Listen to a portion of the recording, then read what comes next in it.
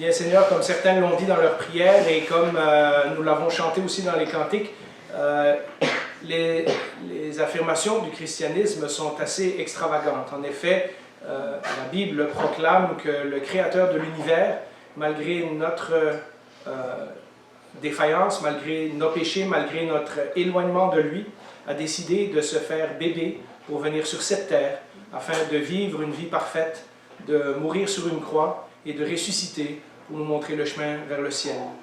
Et c'est à cela que nous voulons prêter attention ce matin, à ta parole que tu nous as laissée et qui nous explique ces choses de différentes façons, au travers de différents personnages, au travers desquels nous pouvons nous connecter et nous retrouver. Seigneur, parle encore dans nos cœurs aujourd'hui, que nous soyons chrétiens depuis longtemps, ou que nous soyons tout nouveaux, ou que nous soyons encore en cheminement. Je te prie que tu puisses toucher nos cœurs par ta parole ce matin. Nous te prions cela au nom de Jésus qui est venu sur terre, qui a vécu pour nous et qui un jour reviendra nous chercher. Amen. Alors, comme je le disais dans ma prière, quand on y réfléchit bien, vous savez, on entend souvent les gens dire que toutes les religions sont égales. En réalité, quand on y réfléchit bien, et pour ceux qui ont lu la Bible, vous le savez, les affirmations de la foi chrétienne sont très extravagantes et très exclusives. C'est-à-dire que la foi chrétienne prétend que Dieu, le Créateur de l'univers, est venu s'incarner dans ce monde. Et aussi que ce Dieu, qui était sous la forme de Jésus, a fait des enseignements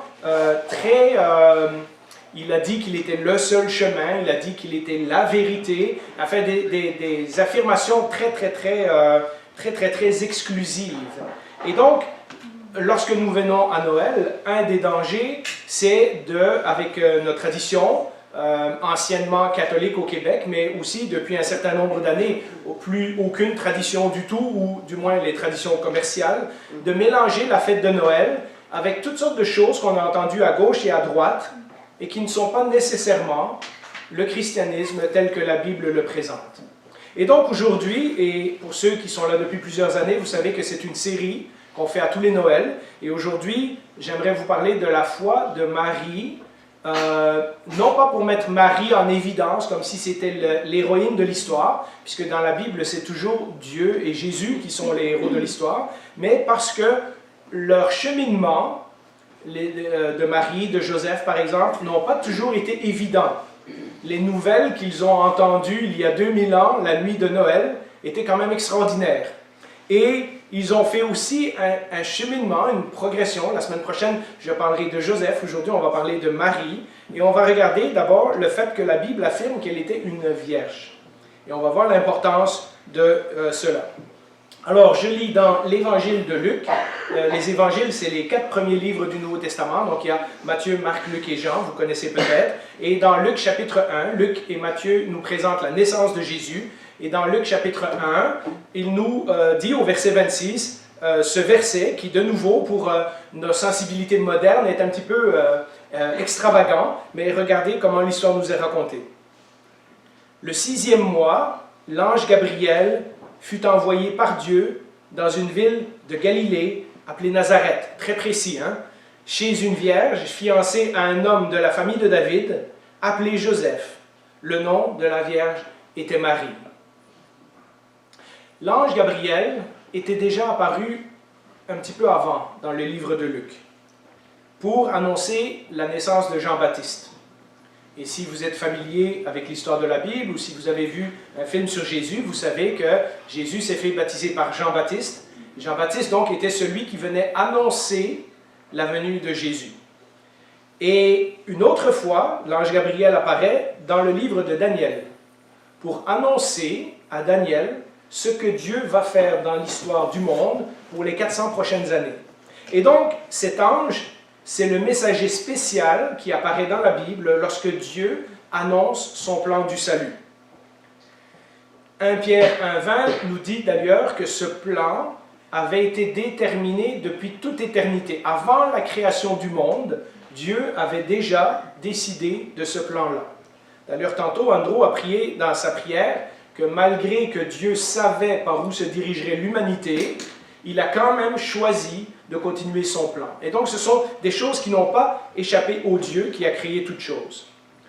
Et l'évangéliste Luc commence son évangile dans les tout premiers versets en affirmant qu'il a voulu écrire ici une histoire de ce qui s'est passé à cette époque-là, en affirmant que son récit est authentique, qu'il est basé sur des témoins visuels, des gens qui étaient là pour voir l'histoire, des témoins oculaires, et c'était aussi un homme qui était médecin et qui écrivait son livre probablement pour un homme très influent dans la société romaine, mais qui était là pour vouloir en apprendre plus sur la foi chrétienne qu'il avait acceptée comme sa foi personnelle. Et la première chose que Luc nous fait savoir dans ce texte-ci, c'est que Marie était encore vierge. Et il insiste dans ce récit-là, à plusieurs reprises, le fait que Marie est une vierge, c'est-à-dire une jeune fille qui n'a pas encore eu de relation avec un homme. Et Luc, étant médecin, eh bien, ça veut dire qu'il parle de quelque chose qu'il connaît. Luc sait comment les bébés se font, et s'il dit, bon, les témoins visuels ont dit qu'elle était encore vierge, qu'elle n'avait pas connu d'homme, etc., c'est ce que Luc décide de nous rapporter dans son histoire. On pense souvent que les gens à cette époque-là étaient naïfs, de dire mais comment une vierge peut avoir un bébé, etc. Et que maintenant, avec la science, on sait comment le bébé se fait dans le ventre de la maman, etc. Et qu'on peut expliquer comment un bébé est conçu. Mais vous savez, il y a 2000 ans, les gens savaient très bien que ça prend un homme et une femme pour faire un bébé. Ils n'étaient pas plus naïfs qu'aujourd'hui. Et ils savaient très bien qu'une fille qui n'avait pas connu d'homme ne pouvait pas tomber enceinte. Et donc, l'histoire est tout aussi incroyable il y a 2000 ans que pour nous, modernes, qui écoutons l'histoire aujourd'hui et qui nous disons « Ah oui, mais ça c'est un mythe, c'est quelque chose qui a été inventé, etc. » Si ça avait été inventé, ça aurait été tout aussi incroyable il y a 2000 ans aussi. Et donc, Luc nous dit tous ces détails, et il y a beaucoup de détails, je vais passer par-dessus, mais bon, il nomme la ville, il nomme la province, il nomme même l'époque dans le chapitre 2. Et l'autre détail qu'il nous donne, c'est que Joseph, celui qui devait marier Marie, parce que Marie était fiancée, on apprendra ça plus tard, on en parlera d'ailleurs la semaine prochaine. Au chapitre 2, Luc nous précise que Joseph était un descendant de la lignée royale du roi David, et puis il nous explique comment finalement Jésus de Nazareth est né à Bethléem, qui était la ville de David. Alors si ça vous intéresse, eh bien, prenez-vous une Bible, lisez Luc chapitre 2, et vous allez avoir toute l'histoire que je vous dis là en quelques résumés. D'accord? Alors la première chose qu'on voit, c'est que l'ange apparaît à une vierge qui s'appelle Marie, et Luc insiste à plusieurs reprises dans le texte qu'elle n'a pas connu d'homme. La deuxième chose que l'ange va nous enseigner, c'est que c'est une grâce, une faveur, donc quelque chose d'immérité. Ce bébé, Jésus, va naître d'une fille qui est encore vierge. En d'autres mots, il n'aura pas un père dans le sens ordinaire où on s'attend à avoir un père. Ce qui ne veut pas dire que Jésus n'est pas humain. Parce que le reste de la naissance, les 9 mois dans le ventre de Marie, et puis la naissance de Jésus, s'est déroulé pareil comme tous les autres bébés. Mais l'ange précise que le fait que Marie soit enceinte, sans avoir connu d'homme, c'est une grâce spéciale, c'est une faveur particulière. On lit la suite, à partir du verset 28. L'ange entra chez elle et dit « Je te salue, toi à qui une grâce a été faite.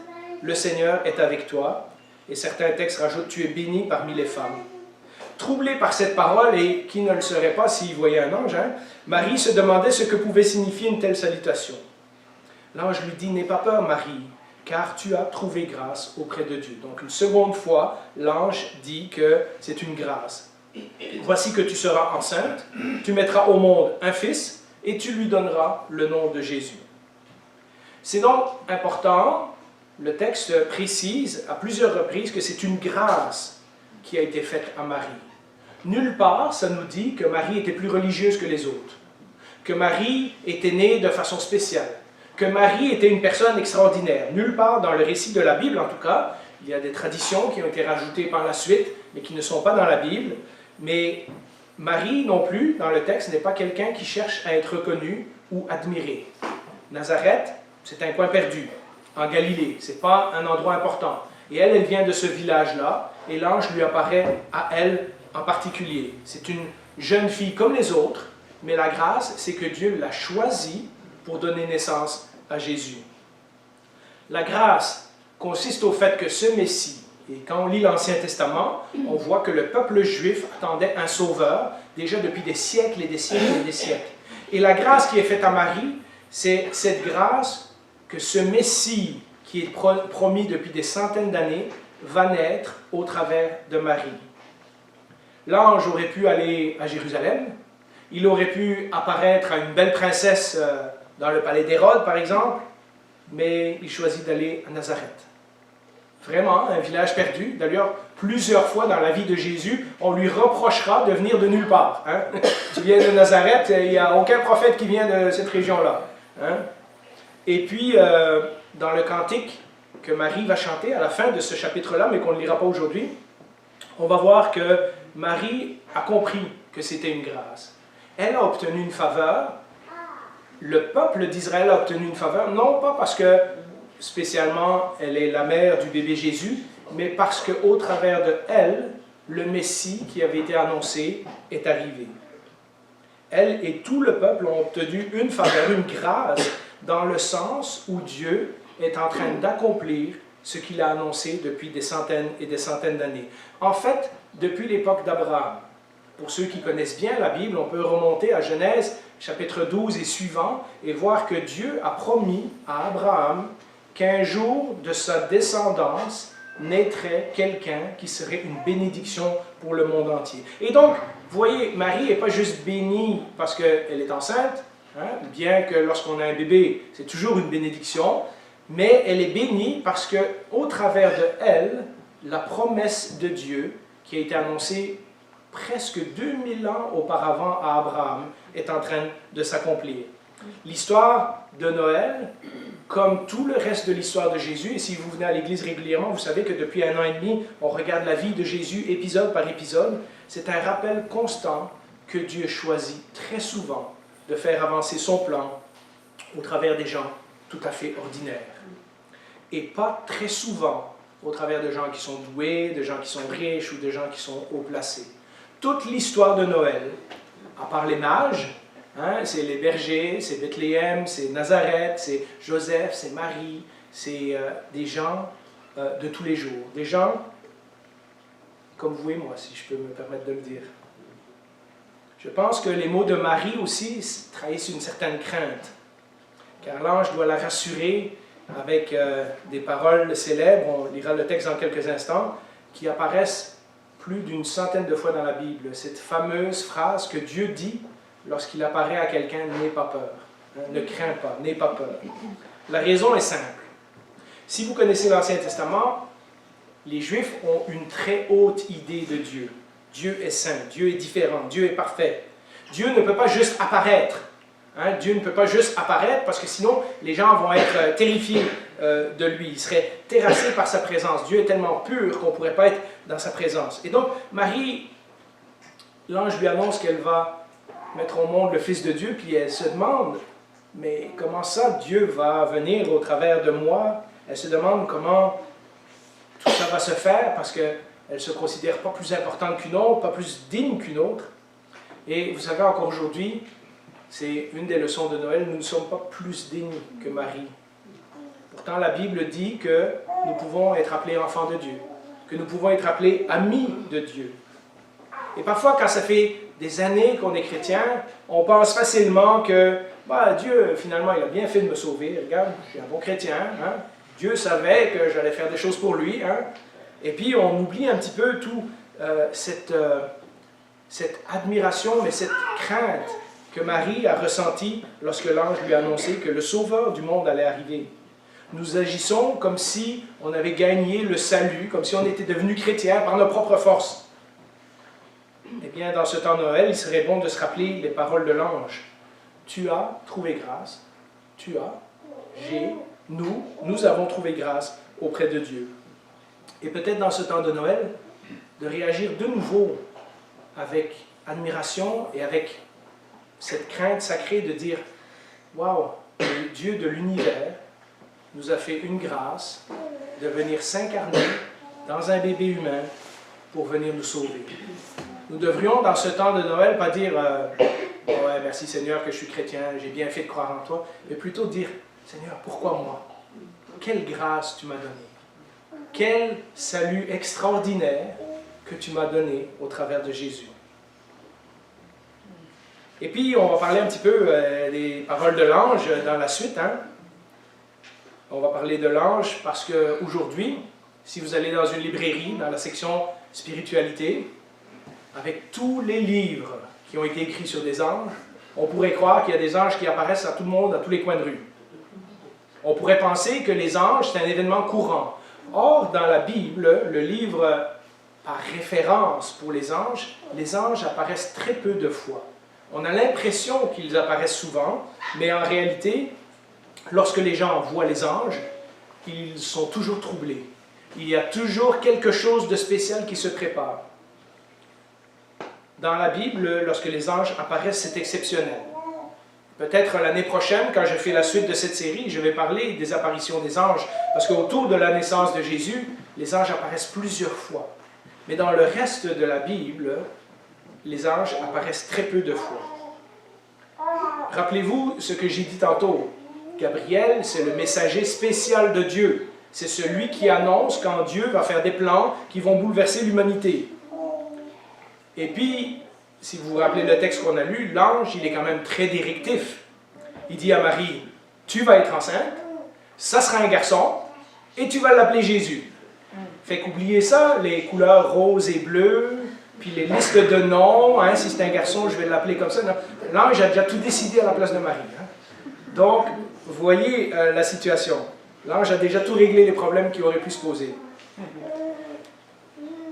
Mais ce qui est étonnant, dans les 4 évangélistes, ni Matthieu ni Luc nous disent que la naissance de Jésus, c'est l'événement le plus important. En fait, tout le reste du Nouveau Testament insiste sur le fait que c'est la mort et la résurrection de Jésus qui sont les événements les plus importants, qui sont les éléments essentiels de ce qu'on appelle la bonne nouvelle, l'évangile, du salut du monde.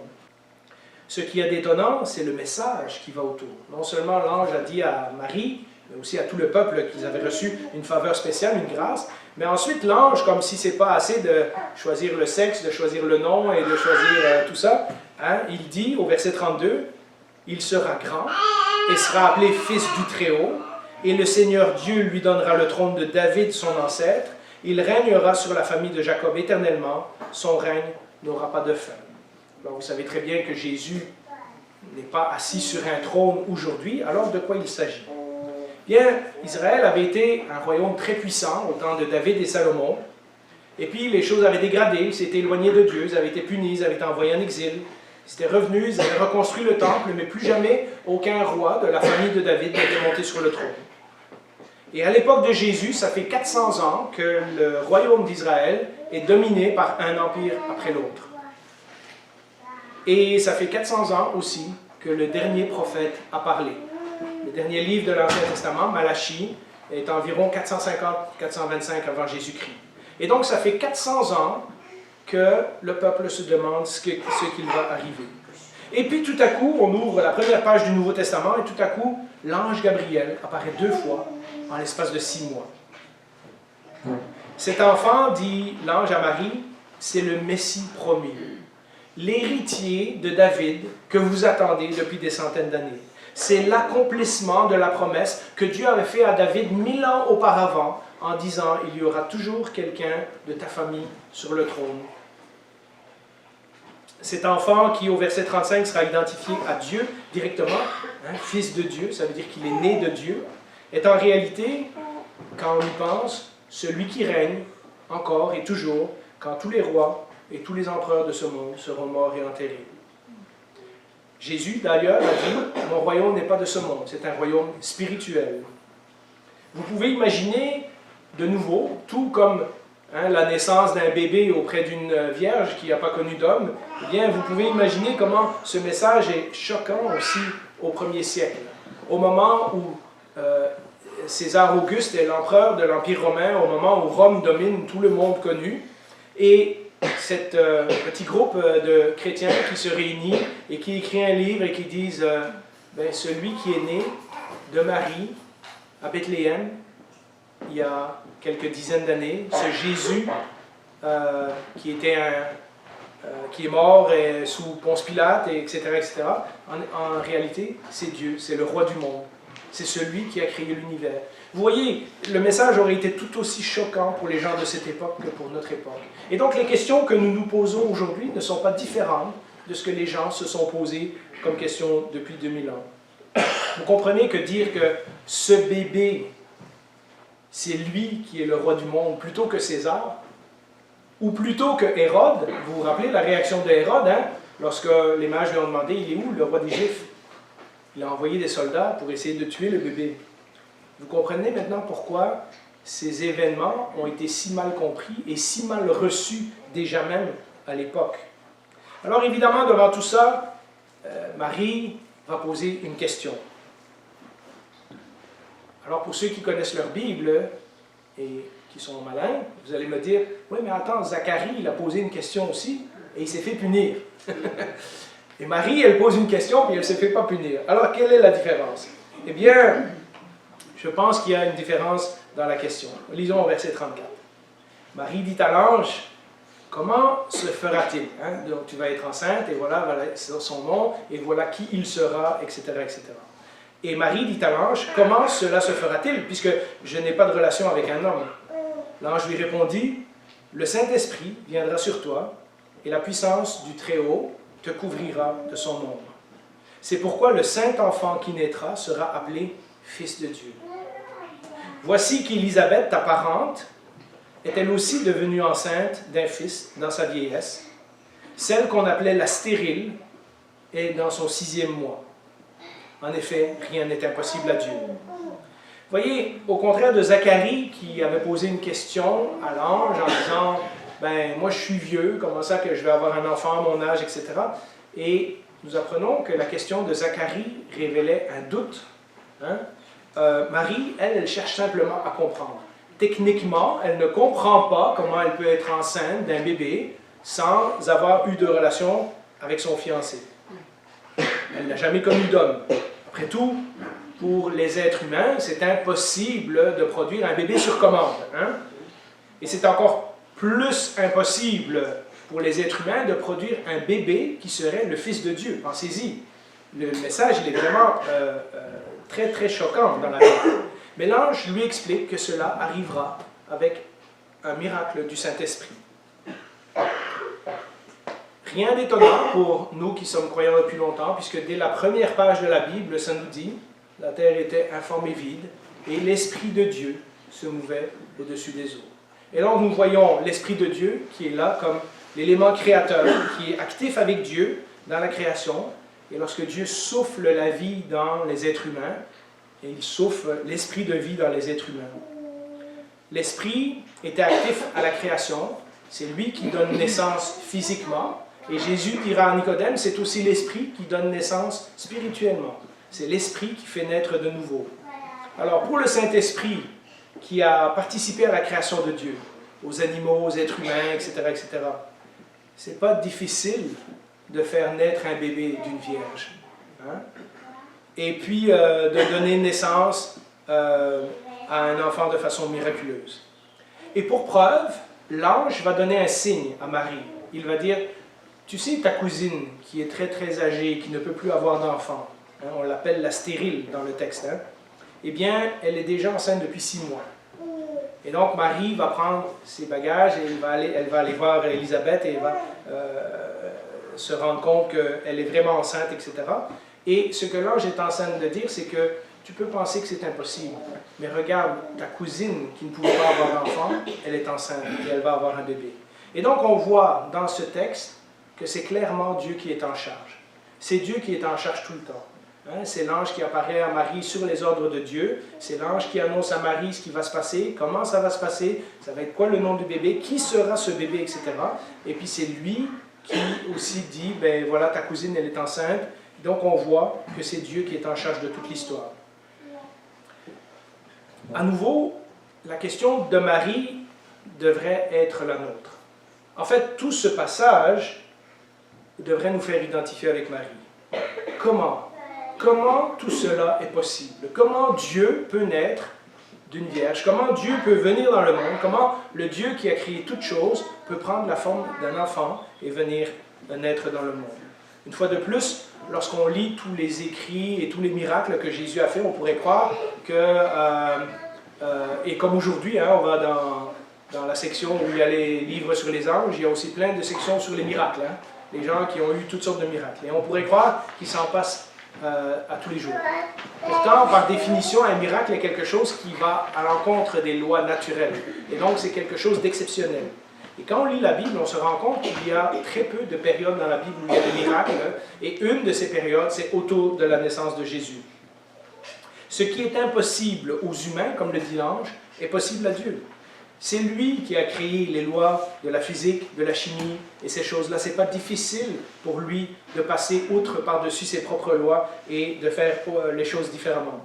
Et de la même façon que la naissance de Jésus était miraculeuse, quand on y réfléchit, notre nouvelle naissance, c'est-à-dire lorsque nous devenons chrétiens, lorsque nous acceptons de suivre Jésus, c'est aussi un miracle. C'est aussi un travail du Saint-Esprit de Dieu. Personne ne peut devenir chrétien parce qu'il a établi un plan et des objectifs et qu'il a décidé de, bon voilà, je vais faire ça, ça, ça, ça, ça, et ensuite de ça, je vais devenir chrétien, et ensuite de ça, Dieu n'aura pas le choix de... Non, on est intéressé, on pose des questions, il y a des gens qui nous parlent, on fait des recherches, mais peut-être que dans une autre époque, avec d'autres amis, dans un autre environnement, on ne se serait même jamais posé ces questions-là. Et donc, le fait même que vous êtes intéressé à l'histoire de Noël, le fait même que vous avez des questions, le fait même que vous dites, écoute, c'est bien beau, mais il y a plein de trucs que je ne comprends pas, c'est déjà un bon signe. Ça veut dire que Dieu est en train de travailler en vous. Cela prend un miracle de l'Esprit de Dieu dans nos cœurs pour nous ouvrir les yeux, les oreilles spirituelles, etc., et notre intelligence spirituelle, pour qu'on commence à comprendre et à accepter ces choses-là. Pour voir que si nos vies vont tout croche, on ne peut pas se sauver nous-mêmes. Pour voir que nous n'avons pas de solution pour l'éternité, à ce qui va arriver après notre vie ici. Et nous n'avons pas de solution en nous-mêmes pour tous les sentiments de culpabilité, de toutes les gaffes et de toutes les choses que nous avons fait tout croche pour nous. En fait, nous avons besoin que Dieu fasse pour nous ce que nous ne pouvons pas faire nous-mêmes. Et puis, à la fin de tout ça, il y a la réponse de Marie. Au verset 38, on lit, Marie dit, « Je suis la servante du Seigneur, que ta parole s'accomplisse pour moi. » Et l'ange la quitta.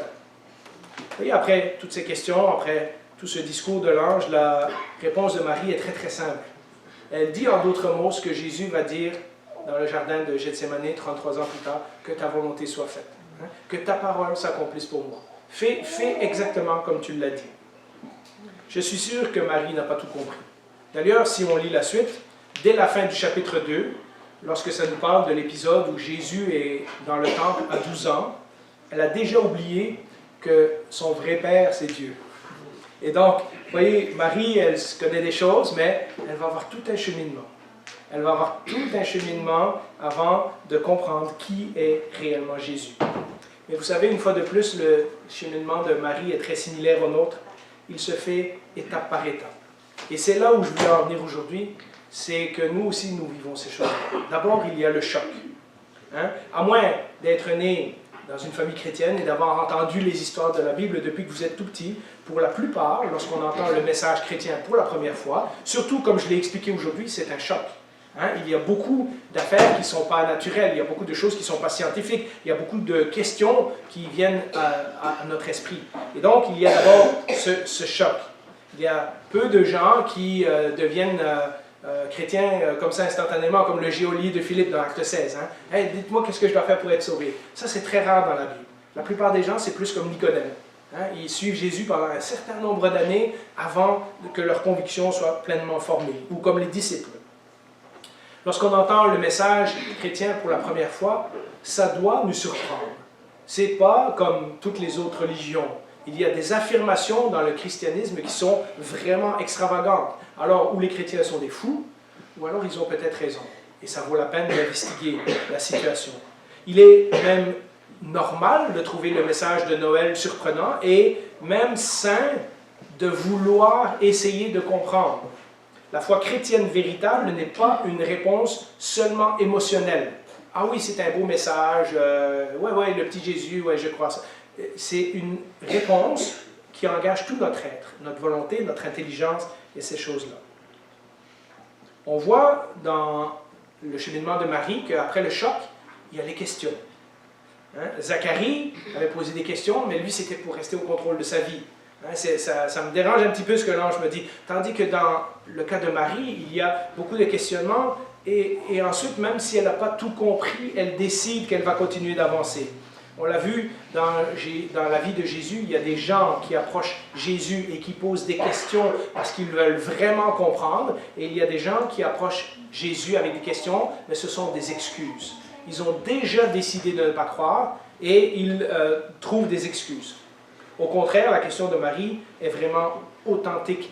Elle essaye de comprendre ce que l'ange est en train de lui dire. Et puis après la conversation, il y a une acceptation toute simple, mais qui est quand même consciente, qui est quand même intelligente. Hein? Je n'ai pas tout compris, je vais vouloir en savoir plus, mais il y a quelque chose au fond de moi qui ne veut pas rejeter ce message. Il y a quelque chose au fond de moi qui me pousse à vouloir en savoir plus. Je viens le dimanche parce que ce que le pasteur dit en avant est intéressant. Parce que ce que mon voisin m'a dit en m'invitant à l'église, waouh, ça me parle. Vous voyez, il y a cette genre d'acceptation de dire, c'est vrai qu'il y a quelque chose dans le christianisme qui n'est pas comme les autres religions.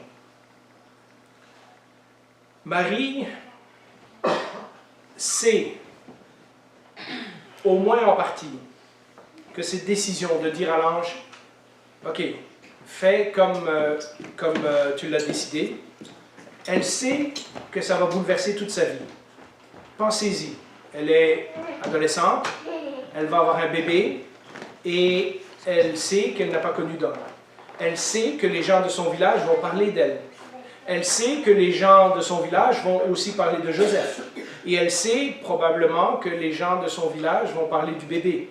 Parce que quand le bébé sera né, tout le monde dans le village va savoir que le bébé est né alors que Joseph n'était pas là. Elle sait déjà que sa vie ne sera plus normale après cette apparition, mais elle est prête. Vous voyez, elle n'a pas tout compris, mais elle dit, je comprends qu'il y a dans la foi chrétienne quelque chose qui m'attire et que si je m'engage sur ce chemin-là, il n'y aura pas de demi-tour possible. Et puis finalement, et on le voit à la fin du chapitre, il y a l'acceptation totale. Quand elle va voir sa cousine, et qu'elle va voir que sa cousine est vraiment enceinte, et qu'elle va voir que les paroles de l'ange sont vraies, et que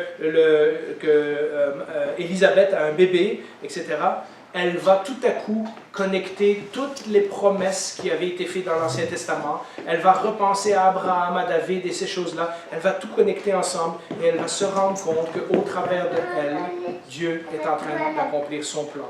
Et là, elle comprend pleinement. Vous savez, l'histoire de Noël, c'est un petit peu ça, c'est le questionnement, l'émerveillement, mais aussi le cheminement de Marie. Et notre cheminement n'est pas tellement différent. Certains d'entre nous passent par cette étape très vite, d'autres, ça prend plusieurs années, mais j'ai un message qui s'adresse à nous qui sommes chrétiens depuis longtemps. Nous devrions tous être émerveillés d'être chrétiens. Parce qu'en réalité, ce n'est pas quelque chose que nous avons décidé en nous fixant un objectif, en disant « Ah ouais, la foi chrétienne, ça a l'air que c'est vrai, donc je vais rechercher ça, je vais y arriver, puis un jour, je vais faire ce qu'il faut, et puis je vais me faire baptiser, et puis là, je serai un bon chrétien. » C'est pas comme une carrière ou quelque chose qu'on décide nous-mêmes. La foi chrétienne, c'est quelque chose qui nous arrive. C'est quelque chose que quelqu'un a fait pour nous. C'est quelque chose que quelqu'un a fait en nous et au travers de nous. Laissé à nous-mêmes, nous n'aurions probablement jamais choisi ce chemin. Laissés à nous-mêmes, nous ne serions peut-être jamais venus dans une église. Nous n'aurions jamais ouvert la Bible. La vraie foi chrétienne, c'est quand on réalise que dans toute l'histoire de Noël, ce n'est pas ce que nous avons fait pour Dieu, mais c'est ce que Dieu a fait pour nous. Alors si quelqu'un vous demande, tantôt pendant le repas, si vous êtes chrétien, vous ne devriez pas répondre « Oui, bien sûr ». Vous devriez répondre « Oui », puis c'est tout un miracle. Voilà l'histoire de Marie, voilà l'histoire de notre cheminement, et que nous puissions être à nouveau émerveillés de cette histoire de Noël. Relisons-la en pensant à tout ce qu'on a dit aujourd'hui. Comment les affirmations de Luc sont extraordinaires, et comment ça prend vraiment, vraiment du travail de la réflexion, du questionnement, une progression pour dire « Wow, c'est vrai que ce message a l'air extraordinaire, mais pourtant, ce message a aussi l'air vrai. » Donc je souhaite et j'espère pour chacun d'entre vous que ce message est vrai dans votre vie. Sinon, pendant le dîner, n'hésitez pas de rester avec nous, de nous poser des questions, de vous trouver une Bible, de lire la Bible, de parler à la personne qui vous a amené et essayer de trouver des explications. Sinon, il y a toujours moi, évidemment. Et donc, voilà, on va aller dans un mot de prière pour conclure tout cela. Bien, Seigneur, nous reconnaissons que dans ce récit de Noël, il y a beaucoup de choses qui semblent extraordinaires, il y a beaucoup de choses qui semblent incroyables. Et pourtant, nous savons que ce Jésus a transformé la vie de millions de personnes depuis 2000 ans. Ce Jésus a des gens qui le suivent alors qu'ils n'ont rien à gagner et tout à perdre. Et nous sommes fascinés par cette foi, nous sommes fascinés surtout par ce personnage qui nous promet de nous réconcilier avec Dieu, qui nous promet de pardonner nos péchés, qui nous promet de nous donner la vie éternelle. Ce sont toutes des questions qui semblent trop incroyables pour être vraies. Et pourtant, est-ce que nous avons un autre chemin, une autre solution? Est-ce que nous avons une autre façon de vivre dans ce monde qui donne réponse à toutes ces questions que nous nous posons? Bien, Seigneur, ma prière pour moi et ceux qui sont déjà chrétiens depuis longtemps est que nous puissions être émerveillés de nouveau de toute cette histoire de Noël. Que nous puissions être touchés par le fait que tu as décidé de venir dans ce monde, pour moi personnellement. Et pour ceux qui sont ici en tant que visiteurs, qui sont encore sur le chemin, qui cheminent, qui se posent des questions, que tout ce que nous avons dit ce matin puisse ouvrir de nouveaux horizons et que ça les puisse toucher leur cœur, mais toucher aussi leur intelligence, qu'ils puissent se poser les bonnes et les vraies questions. C'est ma prière au nom de Jésus. Amen.